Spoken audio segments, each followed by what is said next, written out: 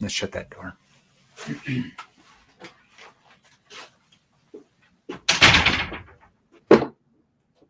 got some glare? Yeah, I'm just trying to see. Yeah, that looks better. Okay. All right. We are going live here in the Facebook group. Let's go live on IG. Let's also go live on, TikTok. Turn your mic on? Yeah, let me turn my mic on because we're recording. All right. Let's see what we got here. Okay. All right. We're going live today.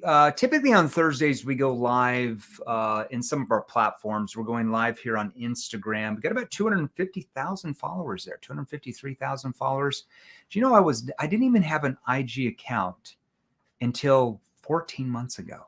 I didn't even know anything about Instagram 14 months ago, and have an Instagram account now. There's 253,000 of you following me on there. I love you guys. I have never been on IG until 14 months ago. That is crazy. All right, TikTok, we're here with you guys as well. We started with you guys about 6 months ago, maybe about 60 or 70,000 of you on there. And then we're going live here in the Facebook group, Sales Revolution. There's about 40,000 of you in there. Facebook business page, about 80,000 of you in there. We're going live on our LinkedIn and YouTube. All right, so today we're going to have a Q&A. We're going to go for about 30 or 40 minutes. I'm going to answer as many questions as I can. Now, here's the general rule of thumb. When you ask me a question, let me know what you sell. If you just ask me a random question and I don't know what you sell, it's harder for me to answer because I don't know the context around it. So you can say, hey, Jeremy, I sell insurance and my question is this, or I sell cybersecurity and my question is this, or I sell medical device and my question is this, or I sell high ticket coaching and my question is this. Be very specific with your industry. And if you do inbound or outbound leads, because that changes things, because I know where to angle it. If I know you're doing outbound leads, somebody's requested information, you're calling them back, they responded to an ad, or if somebody's booked on your calendar, or if you're cold calling, all right? So when you ask me a question, make sure you ask it in that way. Now, if you're brand new to our Facebook group, or you just sort of follow me on Instagram or TikTok or YouTube or something like that, or LinkedIn, my name is Jeremy Miner. I am the founder of Seventh Level. I used to be the CEO, and I got demoted 2 years ago. We have a new CEO now. I used to be the chairman, and 2 days ago, I got demoted from being the chairman. We have a new chairman now. So I'm just the freaking founder of the company. That's it. There you go. So I'm the founder of Seventh Level. Now, we are an organization that trains salespeople exactly like you. So we train salespeople exactly like you. We train sales professionals like you. We train sales executives like you. We train sales management like you, sales leadership like you, business owners, entrepreneurs, coaches, consultants like you. And we train you and your teams really how to transform the way you're selling by learning specific skilled, when I say skilled, I mean that, techniques and questions that actually work with human behavior. What do I mean when I say work with human behavior? Are you sure your techniques you're using now are not working against human behavior? Because if they are, you're getting a lot of sales resistance from your prospects and a lot of objections, okay? Now, we call that NEPQ. It stands for Neuro-Emotional Persuasion Questions, okay? Now, we have to teach you the right tonality, because if you sound like a scripted robot, it's going to sound weird and awkward, all right? So you have to have the right tone. Some of your questions you have to ask with more of a curious tone. Some questions you ask in your sales process, you have to ask with a more skeptical tone. And some questions in part of your sales process, you lower your voice and you ask with more empathy, with more of a concerned tone. Now, do you know which questions require a different tone? And do you know how to bridge from question to question where it sounds natural and free-flowing, where the prospect doesn't feel like you're interrogating them, so they actually feel comfortable enough opening up to you? Okay, that's what we're talking about. Now, you want to acquire the skills like thousands, we're talking tens of thousands now of our clients are, many of them who are in the same exact industry as you are right now. And I can assure you they are kicking your butt. Even if you're already doing good, they're making 2 to 3 to 5 times more than what you are now, even if you're doing good. Okay. You want to acquire their same skills that they are now learning and have acquired, then message me directly right now. If you want to start making your first 10 grand a month in commissions with what you sell, or your first 15 grand a month every single month with what you sell, or let's say you want to start making 20 grand every single month in your industry as a commission salesperson, or 25 or 30 or 35 or 40, even higher, then message me directly right now. Okay. He's selling us his product. Oh, well, we're a sales training company. Sales training company have products and services that train salespeople like you how to sell more. That's typically why they're a sales training company. Hopefully that makes sense. IRAQI 4112. Yes. People purchase products because they want to learn how to sell more. 100%. Okay. Now, if you're on the live right now, post hashtag live. If you're on the replay, post hashtag replay. Let's get in some questions here. It's working. You're funny. I'm just giving you a hard time. I like to be sarcastic. If you know me, I'm just a sarcastic dude. Okay, let's go in here. So I'm going to start over here in the Facebook group. Then I'm going to come to IG. I'm going to come over to TikTok. All right. All right. First question, Johnson from Facebook. Hey, what's the best way to negotiate price in wholesale? Okay, I need to know more about what you sell. Give me some more details. Okay. You got to give me more details, Johnson, on what you sell. Is it inbound, outbound leads? What industry are you in? That's going to help me understand how to answer your question. Okay. Let's see.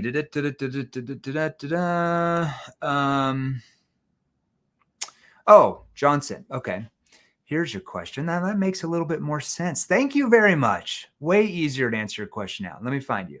How would you approach cold calls to homeowners who've got distressed properties that they can sell and transitioning to the wholesale business? Now, are you talking about like complete, because we train thousands in your industry, Johnson, just so you know. Okay. Like I just did a big keynote for 250 business owners that are like 250 of the biggest wholesale businesses in the United States. I literally just did a keynote for their group last week on this subject. Okay. Now, most of them get some type of leads that an inside sales agent calls to kind of pre-qualify them. Then they go to an acquisition agent, and the acquisition agent, closes them and gets them to accept the offer on the home. Most of them don't just randomly call homes to see if they're willing to sell. So I'm assuming you're not doing that if you're working for a company, because typically most of them have like at least a list of distressed properties. Okay. So in that case, it's, I don't know if they're booking on your calendar or if you're just calling back a lead compared to calling someone you've never even talked to. Okay. So let's say, let me give you an example of this. And maybe I can pull up that keynote because I actually wrote a lot of this down. Let me see if I can find the keynote. You might be in luck. Now, let me know if you're cold calling, because cold calling is different than calling somebody who's responded to an ad on an outbound lead. That's a completely different way to approach that. Okay. Let's see here. Okay. Hold on. Let me find that keynote for you. Okay. What do we got here? Okay. So let me give you an example here. So I'll give you an example of this. So let's say for your industry, if you're cold calling, and I'll even give you this, I'll even throw this in for you. Okay.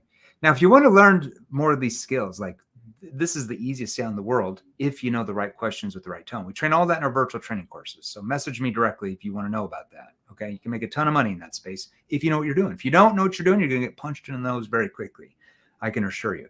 So let's say you're leaving a voice message on a cold call in your industry you're trying to call a distressed property owner. Okay. So what you do is you're going to go print off. I'm not kidding you when I say this. You're going to go print off county tax records of the property you're talking to. So you go print off a bunch of county tax records. You got to be legit and real. Okay. And you're leaving a message like this. Hey, John, it's just, I don't know your full name. Hey, John, it's just Amy Johnson with XYZ Company. I'm holding a copy of your county tax records for your property at 555 North Willow Drive there in San Antonio. And I had a few questions on that. I should be available. I'm in the office for a little bit today. I'm in and out in meetings. I'll give you my number. It's 575-655-455. Now, if you don't get me, like I said, I'm in and out of meetings. Leave a voicemail, and I'll do my best to get back to you later today.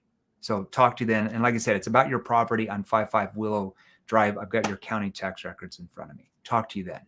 Now, do you think that homeowner is going to call you back?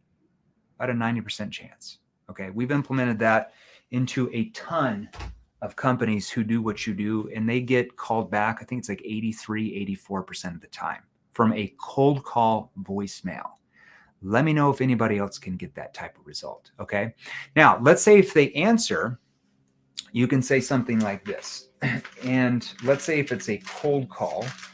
So see, the thing is, like, most people in your industry don't necessarily cold call. They call back leads who've, responded to some type of ad or some type of sign or direct mail or something. And they're like, yeah, they're interested, but they don't know enough about it. So you're just kind of calling them back as the acquisition agent. So I don't know what you're doing. I'm just guessing. Okay. So let me give you an example. So let's say I'm going to be really nice to you. I'm just in a holiday mood here, Johnson. All right. So let's say that you're calling back a lead who's, responded to some type of ad, okay, for your industry, okay? You want them to start thinking results-based thinking very quickly. So you're going to say something like this. They answer the phone. Hello. Yeah. Is this Johnson? Johnson. Yeah. Hey, it's Amy. I'm just going to make up a name. Hey, it's Amy Warner. It looks like you spoke with one of my associates the other day, Tiffany, about possibly looking at ways to sell your home on 55 Willow Drive. And I guess she was saying that you're going through some type of divorce. You want to make sure your credit's protected, not go into foreclosure. And I just had a few minutes to get back to you before my next appointment. Did I get you at a bad time? No, you didn't give me a bad time. You don't want to say good time.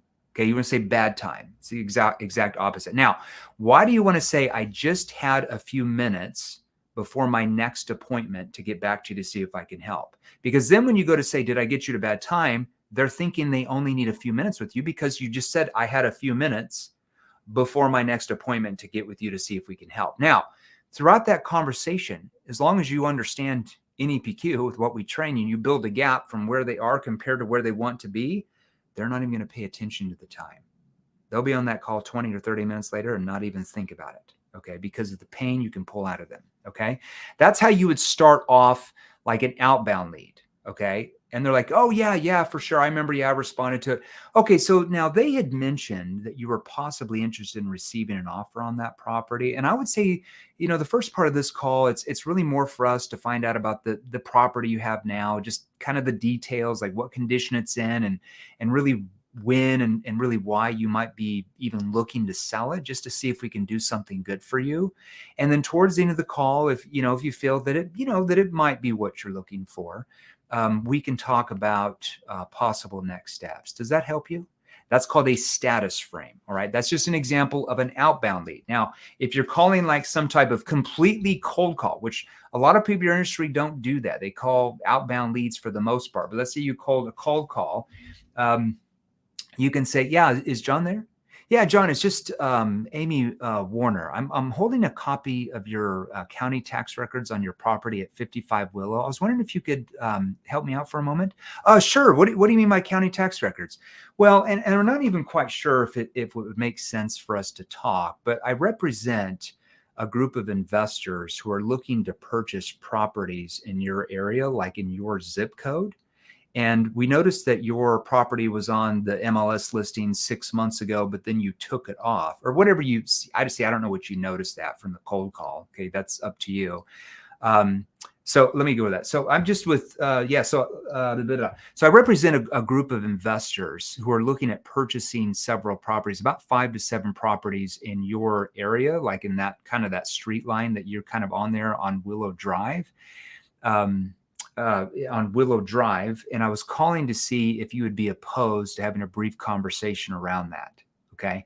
That's kind of a mix of what we call an NEPQ problem statement tied into your industry. Now there's more to that because then they're going to say, well, what do you mean? Or who is this again? And then you got to go into your personalized intro. There's more to that. I don't have time to answer all that, but hopefully that gave you a little bit of juice. You want to learn a lot more with that, just message me directly in the Facebook group. And we'll have somebody reach out to you about training options for your industry, because we train a ton of people in your industry that are salespeople that make, 30 grand a month, 40 grand a month, 50, 60 grand a month in your space, just so you know. Okay. All right. Let's see here. Life insurance. Now this says Facebook user, and I'm going to come to IG and TikTok. Don't worry. I know you guys are getting upset. Okay. Somebody said on TikTok, damn, you would need no heart to do this work. I don't know what you mean. Okay. Anyways. So this person says, I sell life insurance. I'm meeting with someone on Zoom and start talking about life insurance. They have no life insurance and say they're good. They don't need any.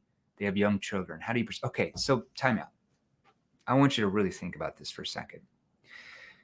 This person has responded to some type of ad and booked on your calendar. So obviously they have some type of problem.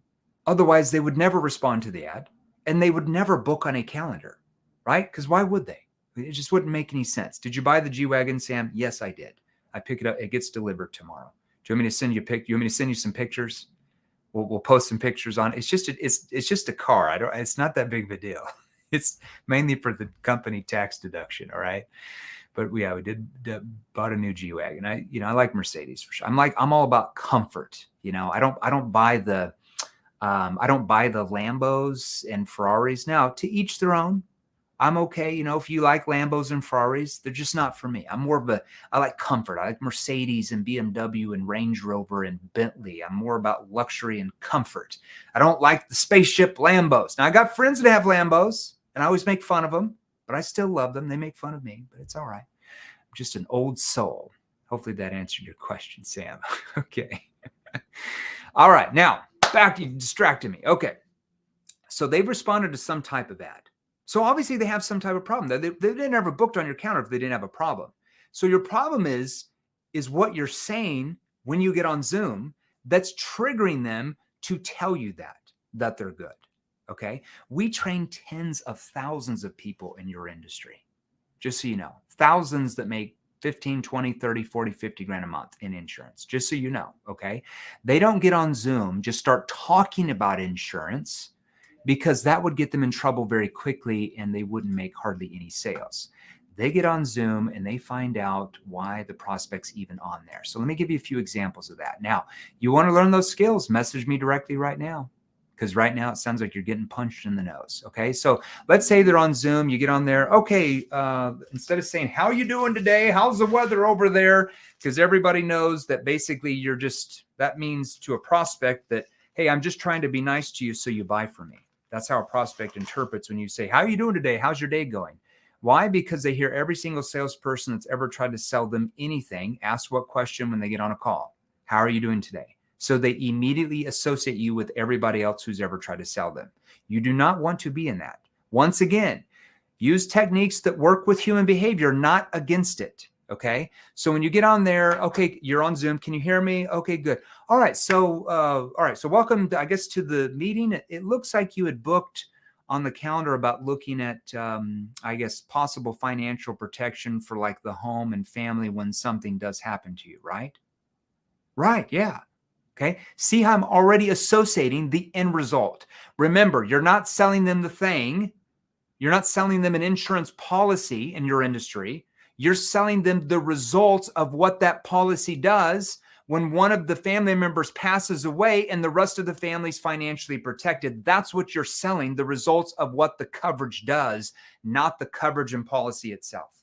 You got to get them thinking results-based thinking over price or cost-based thinking. Otherwise, you are getting crushed. You are losing sales that our clients who are in your industry are making 10 times of. Okay. So when you get on there, okay, so it looks like you had booked on the calendar about looking at possible, I guess, financial protection for like the mortgage and the family when something does happen to you, right? And you know what they're going to say? Yeah, right. Because that's why they're on there. That's end result. And then you're going to go into this. All right. So the first part of this call, it's pretty basic. It's really more for us to find out, what you might be eligible for. And kind of like what you have in place now, like when something does happen to you, compared to, what you might be looking for as far as like, financial protection, to see what that gap looks like, to see, what we could do for you, if anything. And then towards the end of the call, if you feel that, that it might be what you're looking for, we can talk about possible next steps. Would that help you? Now, why would I say towards the end of the call, if you feel that it might be what you're looking for? Why would it might be? Why wouldn't I just assume towards the end of the call, if you feel like it's a fit for you and it's a fit for our company, I can show you where to pay? Well, because your prospect doesn't have any trust for you there. You have zero credibility. You have zero trust in the first 30 seconds of any call. I don't care who you are. They don't know who you are from Adam. Okay. So the first goal you have to do is trigger them to let their guard down. You have to learn how to disarm the prospect where they let their guard down. So when I use neutral words like might be, impossible, it triggers them to let their guard down. Now, I know by the end of that conversation or the end of my sales process, I'm going to build so much of a gap from my question ability, my tone ability, that from where they are compared to where they want to be, that they're going to feel like, oh my gosh, I have to have this. I have to change my situation. They don't know that in the first 20 seconds because they don't know much about you and they don't even know what real problems they have, even if they booked on the calendar. They might have an idea, but they don't know how bad those problems are. And they don't know the consequences of what's going to happen if they don't do anything about solving the problem. Okay. So at that point, that's what you do to start that conversation. Now, let's say, because you said that they said they don't have any insurance. Okay. Now that's pretty normal. A lot of times people that you call in your industry won't have insurance. Okay. So you start asking them, walk me through, what do you have in place? And they're like, oh, I don't have insurance. Now, here's what you do at that point. So if a prospect says, I don't have a policy, I don't have any coverage, you don't just give up. Okay. Obviously, they booked on the calendar for a reason, or they responded to an ad for a reason. All right. So you can say, oh, yeah, John, I apologize. Maybe I should ask in a different way. Like, what do you have in place as far as a safety net? Like savings, investments, maybe old retirement accounts, real estate, that would actually pay for your house payment and all your expenses, when something does happen to you. Oh, I don't even have any of that. Let's say they say that. Well, then what would you do at that point? Are you just dead in the water? No, it's really simple. You just got to learn how to ask the right questions. Okay, well, walk me back then. Let's say that you passed away, God forbid, because nobody knows the day or the hour. Who would be the person in your family that would be the one responsible, for paying all of your expenses? Like who would be paying for your mortgage payment?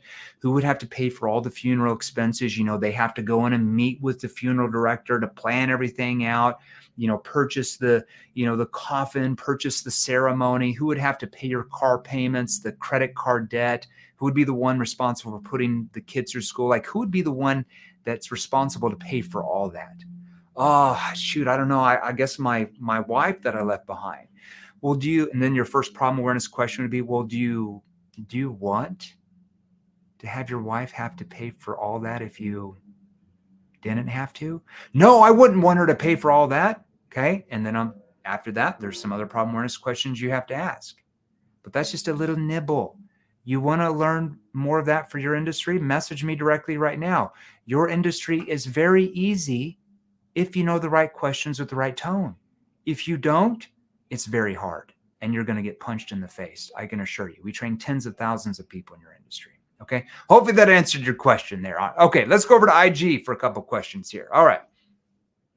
Radkovic, tonality is gooding like an AA heartbeat. Just look at a heartbeat and follow that step by step and you'll get it in 2 months. I did it and now it's good. Okay. I don't think that's a question. That's a good point. Yeah. Tonality is the key with the right questions for sure. All right.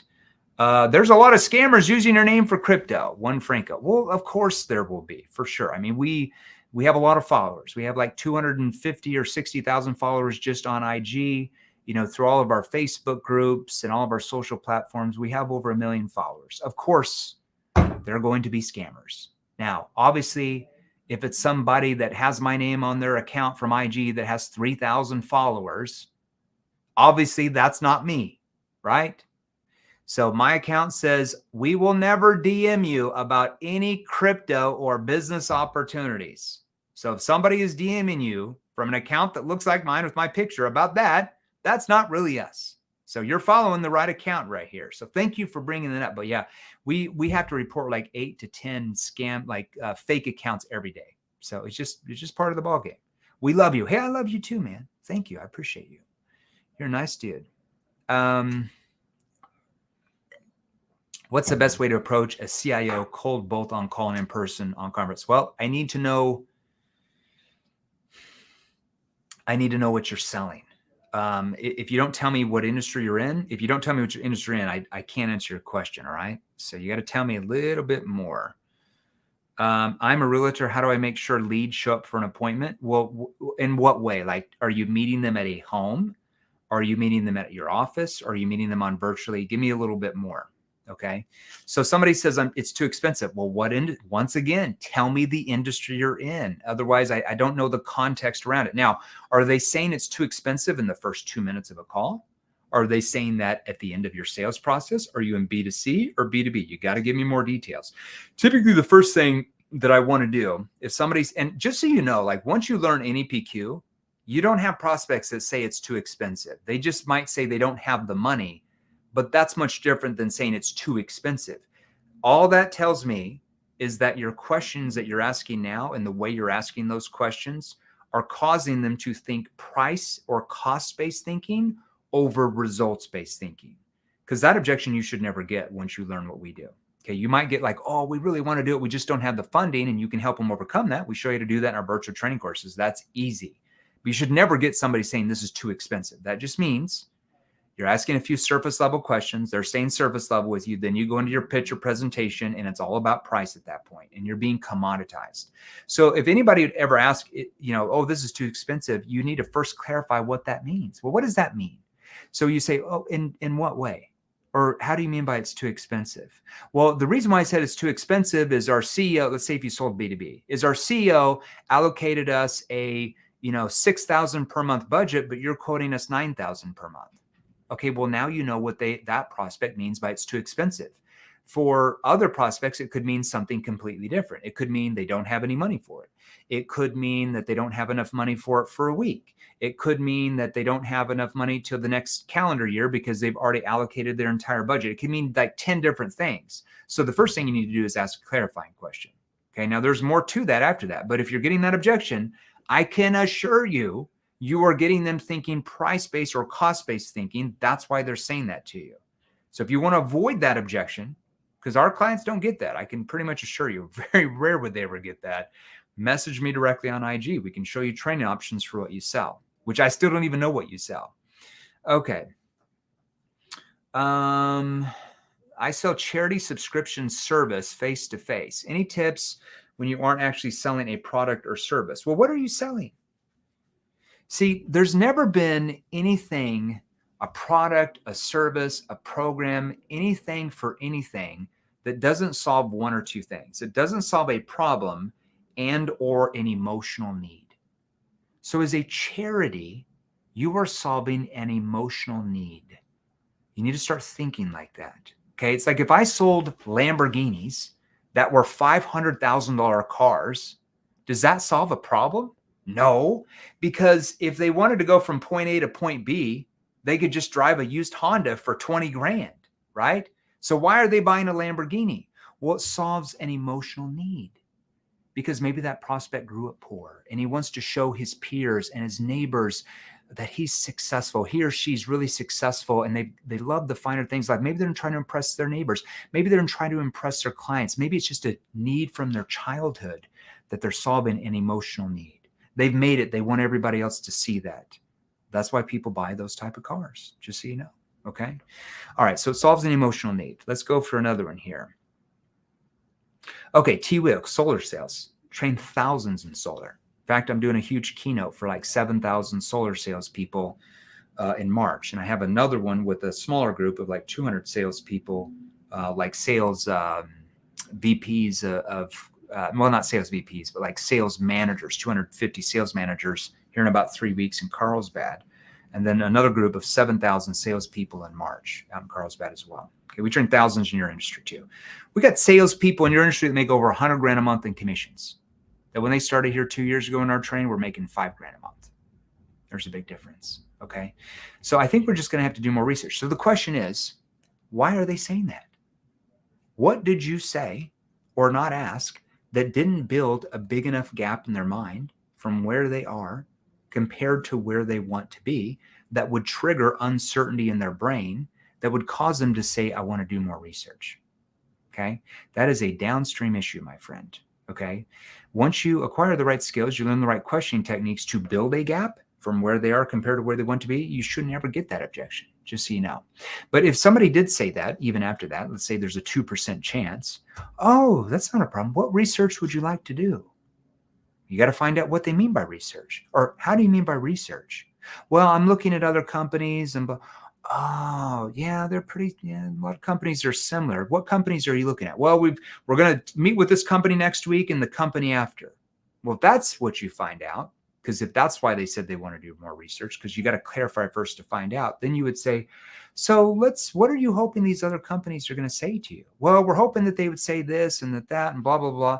Well, okay, so let's say that you meet with this company and that company, and let's say that you feel that they can all, solve this problem and they can lower your bill and then lock in your rate. And then after 25 years, you don't have a bill, just like us. At that point, how would you then decide who to go with? Well, at that point, it would come down to, and whatever they say, that's the hot button you need to focus on, because that's where the sale's made. Okay. Hopefully that helps. But that's a downstream issue, just so you understand. Because if you build a gap with your questionability, like we teach you in our virtual training platforms or group coaching, that gap is so big that they view you as the expert, the trusted authority, and they feel like you understand their unique situation more than anyone else. And they will gladly pay far more for what you're offering than anybody else, which in solar, they're not really paying anything to you. Okay. They're just getting a loan. They're getting their rates locked in. And then after 25 years, they don't even have a bill. That's like the easiest sale in the world if you know the right questions. If you don't know the right questions, you're just, in their mind, another salesperson trying to sell them something. Okay. So you don't want to be that way. You got salespeople in your industry. I interviewed a guy yesterday in our Facebook group that literally a year ago was making $7,000 a month. Now he's making $42,000 a month 1 year later. Same industry. He just learned how to sell, and he's still learning how to sell. Okay. He's still in our programs. 6 months from now, he'll probably be making 60 or 70 grand a month because he's still learning. He's not even close. And he knows that. Okay. So you want to acquire those skills, message me directly. Another easy industry to sell if you have the right skills. If you don't have the right skills, you're going to get punched in the nose. I can assure you that. Okay. Hopefully that helped you a little bit. Let's go over to TikTok. Sign me up for your training program already. Read3ES27. Just message me directly on TikTok, and either me or somebody, one of my surrogates, will message you back. All right. Reese, he's class, isn't he? Oh, you guys are being too nice. Are you trying to butter me up? I see what you're doing. You just want me to answer your questions. Would you join my team's morning meeting? I don't know what industry you're in. Message me directly if you're wanting like our company to train your reps. We have all those type of training programs. I do a lot of different workshops along with our sales trainers that are certified NEPQ. You just got to message me directly and somebody can message you back on there. Okay. I sell managed service provider SaaS, having a hard time with a decent cold opening. We train thousands of people in SaaS too. Just so you know, we train 158 different industries, 158. According to Forbes, there's only 158 industries, and there are subsets of each one of those. We are in all of those. That's why Inc. Magazine ranked 7th level, the fastest growing sales training company in 2021 and 2020. I'm sure we'll probably win that in 2022. That's not us saying it. That's Inc. saying it, and it's based off revenue. You have to submit your financials that have to be passed off by an accounting firm. Okay. So for SaaS, it's the same thing. You got to come up with a problem statement. What problem do you solve? What's one of the biggest problems that a C-level executive that you're trying to get a hold of, or a department head, or let's say you're selling to smaller companies, SMB, say you're on the phone with the business owner, what can they associate with? Because if you call like, hi, is this John? Hey, John. Yeah, my name's Jeremy Miner. I'm with XYZ company. Hey, and the reason why I'm calling you was click, click, click, not interested. We're good. Oh, we already have somebody for that. Oh, we don't need that. They're not even listening to you. Do you know why? Because you sound like every other cold caller that calls them every single day for years. Hi, my name is, I'm with, the reason why I'm calling you is. You sound like everybody else. You could literally be calling from the state lottery saying you won $1 billion. And they would say, we're not interested, because they're not listening to you, because you sound like everybody else. So you need to come up with a problem statement. I'm just going to, and like I said, I don't have time to pull you out here to get more context with what type of SaaS you sell, because I can help you make that industry specific. We do that in our virtual training programs and our group training. So you want to learn that, just message me directly. Easy to sell when you have the right skills. Hard to sell when you don't. Very hard to sell. Okay. So you want to come up with what's called an NEPQ problem statement. I'll just give you a generic example. Okay. But you want to know a lot more than that, because you got to know what to do after the problem statement. Otherwise, you're going to get punched in the face too. Hi, is this John? Oh, yeah. Hey, John, it's just James Miller. I was wondering if you could possibly help me out for a moment. Sure. How can I help you? What's this all about?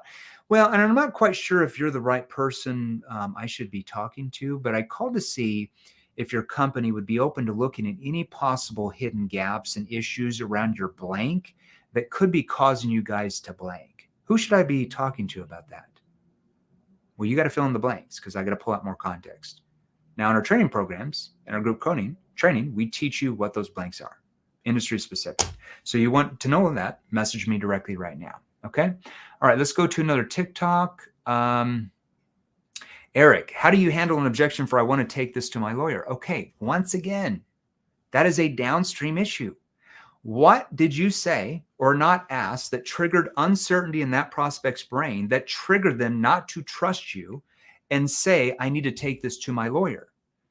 Especially if that's a B2C sale, you should never get that objection. Now, if you're in B2B and let's say you're selling enterprise level accounts, well, that's normal. They have to, like, part of their board rules is they have to pass it off through legal.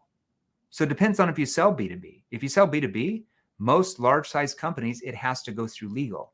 Even if you're a vendor in my company, it has to go through our board and it has to be approved and it has to go through our legal for them to pass on it as well. That's normal for larger companies.